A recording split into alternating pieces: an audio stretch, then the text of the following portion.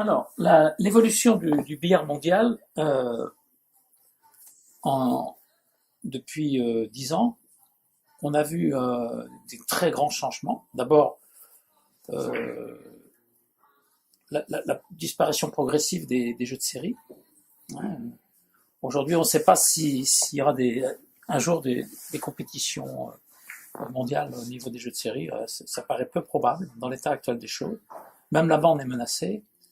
Bon, on espère quand même qu'il y aura encore des championnats du monde, même si c'est pas chaque année, peut-être tous les 2 ou 3 ans. Bon, on verra bien. Donc le 3 bandes est devenu le sport, c'est la discipline de référence mondiale.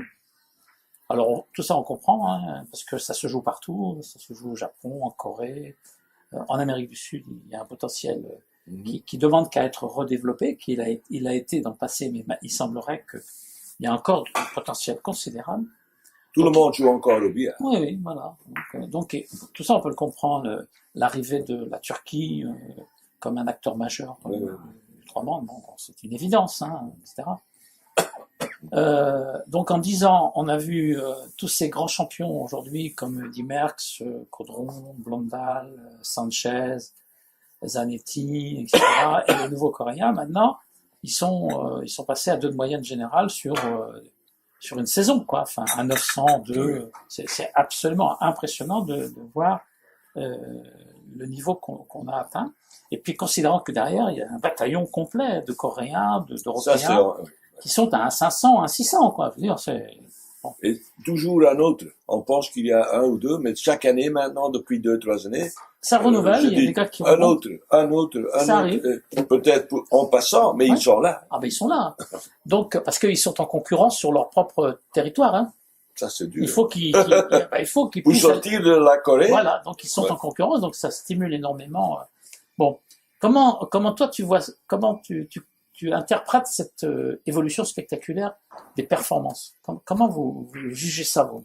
Naturellement, je sais pas que j'ai raison maintenant parce que je vais dans, à un moment donné, il y avait que il y a Vingeroth, naturellement, un de moyenne générale, presque, vraiment un 600, et maintenant, une dizaine de joueurs, peut-être de 2. Parce que moi, j'étais joueur entre 3 1 4. Je dis vraiment 1 5, 1 6. Mais, je trouve, certains moments, je suivais le billard, et il y a un type qui vient en Europe qui s'appelle Ogata. Là-bas, on commence à parler des systèmes japonais, etc., etc. Ça changeait un peu, parce que tout le monde est curieux. Qu'est-ce que ça veut dire, système? Je trouve que chez nous, en Europe, on jouait en sentiment, on fait des points, on change un peu. Moi, j'ai fait ça aussi. Il y a venu Raymond. Raymond, il a changé le 3 bandes pour moi. C'était la valeur, c'était la technique, mais il y avait encore le caractère. Il n'y a plus besoin de caractère aussi pour rester là-bas. Mais alors il y a devenu différents joueurs, comme un Caudron, qui pour ma part c'est le meilleur joueur pour le moment. Peut-être il gagne pas encore qu'est-ce qu'on pense qu'il va gagner au 3 bandes, mais il y a plusieurs joueurs. Dans le temps, il y avait 2-3. Mais oui, c'est l'exemple pour moi qu'un joueur de billard peut faire. C'est aussi un grand joueur de billard. Il est techniquement si fort. Et naturellement, une grande différence, c'est peut-être pas tout, c'est le matériel, c'est les circonstances, et ils ont choisi de jouer que billard. Ça veut rien dire. On jouait au billard, et moi aussi, on pouvait entraîner. Mais on venait dans notre café, à minuit ou 1 heure, on travaille encore un peu. On a fait notre vie, naturellement. Mais eux, même Merckx a eu un petit café, il a terminé. Caudron, il est aussi bien. Il pense billard, il mange billard, il font que billard. Déjà, ça, c'est un grand plan pour remettre les choses plus hautes, je trouve. Il joue beaucoup plus, en fait, en compétition. Ils sont tout le temps. Il mange billard. Ouais. Nous aussi, mais il y avait des petits soucis qui restent quand même. Ça va, le business, ça va, si ça va. Pour eux, naturellement, il y a une chose qui est importante. Ça, c'est aussi le danger. Ils doivent être chez les meilleurs joueurs du monde. Pourquoi? Pas maintenant, c'est les sous aussi. Hein. Bien sûr. Ce sont ils disent qu'ils sont professionnels. Pour moi, je comprends l'idée, mais professionnels, ils sont pas encore. Hein. Oui. Ils doivent un peu aller là, aller là, aller là. Ils doivent jouer peut-être 250 journées par an pour bien gagner la vie. Hein. C'est ça. C'est à peu près la vérité, je crois. C'est Hein. ça, ouais. Alors, mais ça, tout ça, c'est une mélange que je trouve, ça donne le valeur déjà sur les 10. Prends les meilleurs, Sud-Corée, je connais pas, mais on dit que jour et nuit, ils jouent au billard. Il y avait des professionnels maintenant en Corée du Sud. Alors, ça veut dire, pour moi, dans une maudit, ils dorment avec le billard, ils se lèvent avec le billard, et ils savent tout ça. Il y a une différence quand même. Je fais l'anecdote, je suis à côté de Raymond, on voit une partie des meilleurs joueurs du monde, Coudron, Merck, blablabla, Sanchez, Blondal, et alors, ça se passe, hein, il me dit, Ludo, qu'est-ce qu'ils font meilleur que nous? Et je connais Raymond, hein, il me voit, on parle comme les deux types dans le balcon, maintenant on est là. Je dis, Raymond, tu vois pas? Non, qu'est-ce qu'il y a de différence? Je dis, il n'y a pas beaucoup de différence. Ils font plus de points que moi. Ils font mieux les points que nous autres encore. Et leur connaissance de placement ou le zone, c'est devenir plus grave.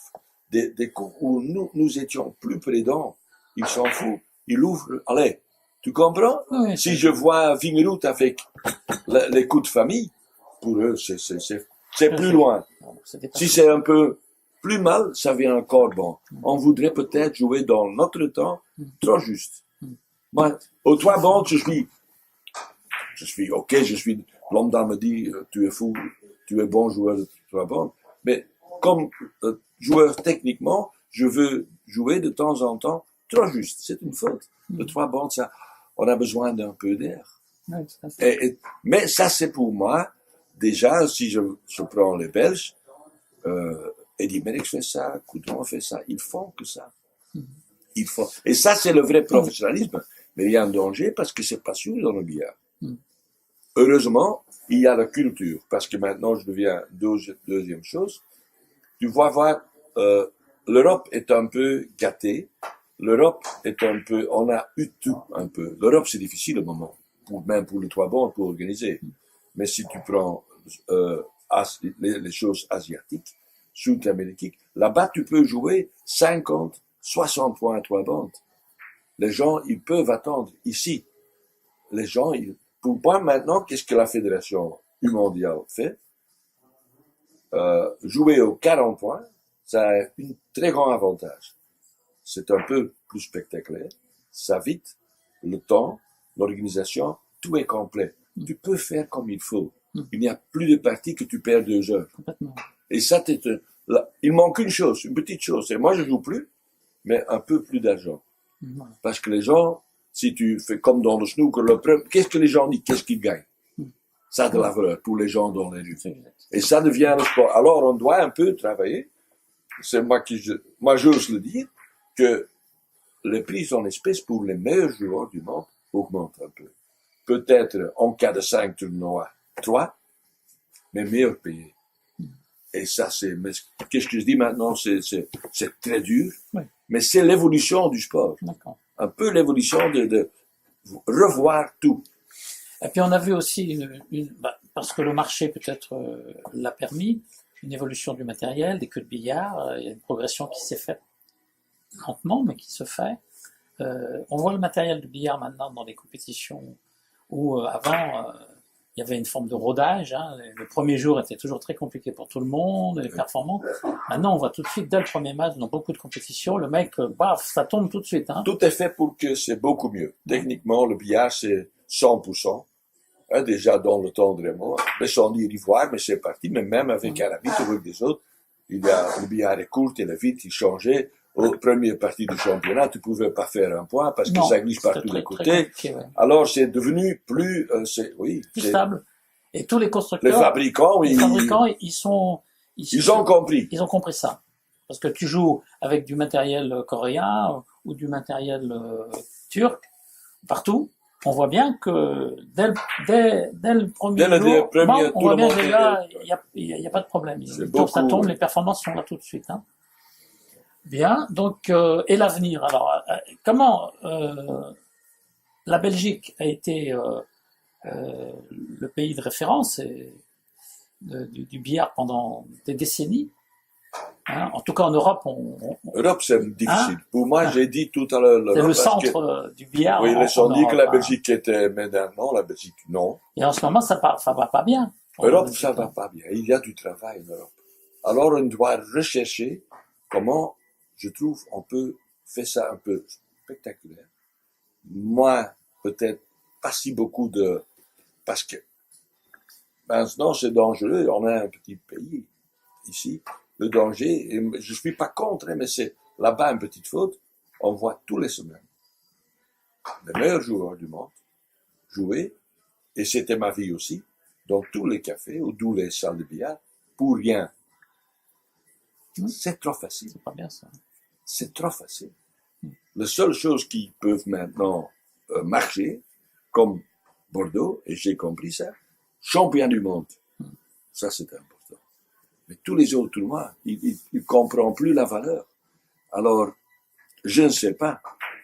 Mais on doit revoir même avec les joueurs et penser qu'un peu plus de l'argent, et tu peux gagner en 10 tournois, de même que dans 20 tournois. Oui. Les gens doivent venir pour voir. Oui. Et pourquoi ça va en la Sud-Corée et l'Asiatique? Parce que les meilleurs joueurs d'Europe viennent 1-2 fois par an. Si tu les vois tous les jours, hein, ça retombe. Gratuit, hein, gratuit, c'est. Non, c'est pas bon. Non, mais moi je parle aussi du point de vue de la politique du billard. On a l'impression qu'il n'y a plus de politique de développement du billard en Belgique. Parce que Non. nous, on voit bien depuis des années, il n'y a plus de jeunes qui montent dans les championnats d'Europe. Hein. Il n'y a pas de jeunes, ni de cadets, etc. Donc il y a une rupture là. C'est dramatique parce qu'on se dit ça va durer combien de temps? Est-ce qu'il y a, on n'a pas connaissance de plan de développement, il n'y a pas de politique générale. On continue à faire des compétitions, d'accord? On joue. On joue. Je m'excuse. Que le jeu, il n'y a que le jeu. Joue.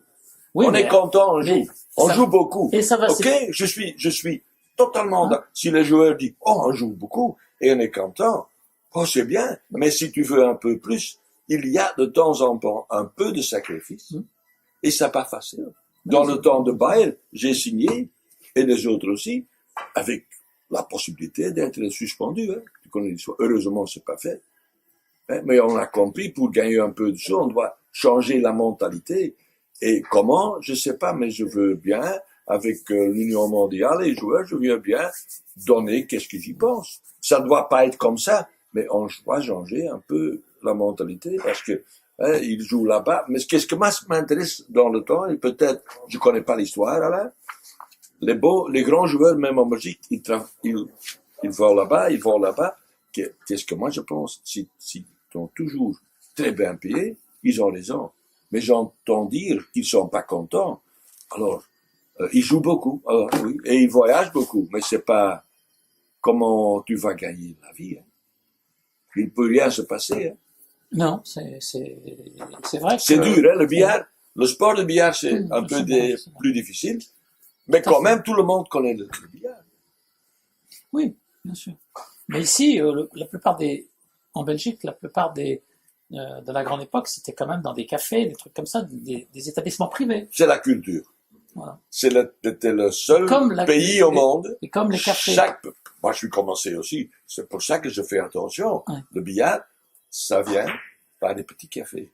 C'est le même peut-être au foot. Oui, mais aujourd'hui, au foot, les gens pauvres, ils jouent avec un petit piège dans la rue. Les Brésiliens, on voit ça. Et après, mais alors ça change. Ils gagnent leur vie. Le billard, pour nous, c'était dans le café. Hein. Mon père va jouer et j'étais là et je vois. Hein. Mais, ça, c'était la culture. Hein. Mais c'est vrai. Mais aujourd'hui, en France comme en Belgique, les cafés ferment les uns après les autres.